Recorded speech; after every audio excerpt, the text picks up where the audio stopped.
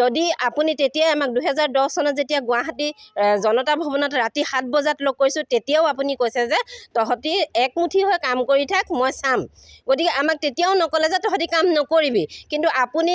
আঁচনি বা আঁচনি উলিয়াই আছে আৰু প্ৰত্যেকবাৰে আপুনি ইণ্টাৰভিউ পাতি আছে কিন্তু আমি কৰি থকা মানুহখিনি আমি কি কৰিম কওক আমাৰতো ল'ৰা ছোৱালী ভোক পিয়াহ আমাৰো ল'ৰা ছোৱালী আছে গতিকে আমাৰ ল'ৰা ছোৱালীখিনিক আমি ন্যূনতম 1500 টকা মাহে 1500 টকাত আমি একো কৰিব নোৱাৰোঁ চাওক আমাৰ বিহু সংক্ৰান্তি আহে আমি ল'ৰা ছোৱালীক যিটো বিচাৰে আমি দিব নোৱাৰোঁ আৰু মাননীয় মুখ্যমন্ত্ৰী মহোদয় যোৱা গংগাধৰ ক্ষেত্ৰত আপুনি মনত আছে মোক কৈছে ঐ ছোৱালী গোমধৰ ক্ষেত্ৰত আপুনি মোক কৈছে ঐ ছোৱালী ভালে আছ তেতিয়াও আপুনি মোক কৈছে তই আছ তহঁতি একমুঠি হৈ থাক তহঁতক মই দিম সোনকালে দিম তেতিয়া সেই ইলেকশ্যন হৈ গ'ল তেতিয়াও আমি আশাৰে ৰৈ আছিলোঁ আপুনি আমাৰ মুখত ভাত দিব কিন্তু আজি পৰ্যন্ত নাই যোৱা 2 জুলাইত এখন order copy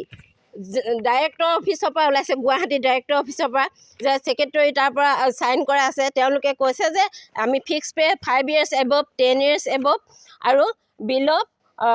5 years 5 to 10 years above 10 years এতিয়া পৰ্যায়ক্ৰমে আমাক আপুনি ফিক্স পে হ'লেও আমাক দিব বুলি এখন অৰ্ডাৰ ওলালত আমাৰ মনলৈ হাঁহি বিৰিঙিছিলে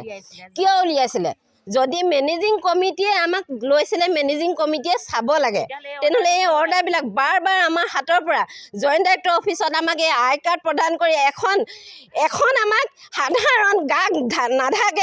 গা নধকা এখন খদৰ কাপোৰ দি আমাক দায়িত্ব সামৰিছে নেকি এই চৰকাৰখনে আৰু এটা কথা এই নিউজ চেনেলৰ যোগেদি জনাই থওঁ যদি আমাৰ ঠাইত আপুনি নতুন এপইণ্টমেণ্ট কোনোবা পঠায় এইখন অসমত প্ৰতিখন হস্পিটেলত একোজনকৈ লাচিত বৰফুকন আৰু মূলা গাভৰুৰ সৃষ্টি হ'ব আপোনাক জনাই থওঁ যদি আমাৰ ঠাইত বেলেগ মানুহ এপইণ্ট কৰে আজি ক'ভিডৰ সময়ত আমাৰ বহুজন ব্যক্তি ক'ভিড হৈ মৃত্যু হ'ল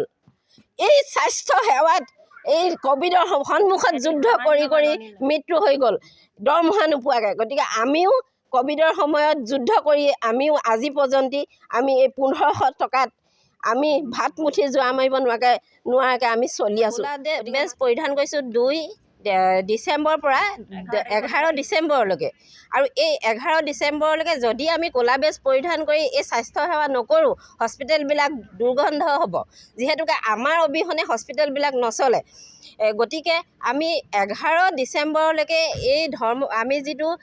আন্দোলন ক'লা বেজ পৰিধান কৰি যাম 11 তাৰিখ প্ৰতিবাদ কৰি যাম যদি 11 ডিচেম্বৰৰ ভিতৰত আমি কিবা এটা সিদ্ধান্ত নাপাওঁ যিকোনো খবৰৰ বাবে যোগাযোগ কৰক 7099017330 লগতে 7099017110 নম্বৰত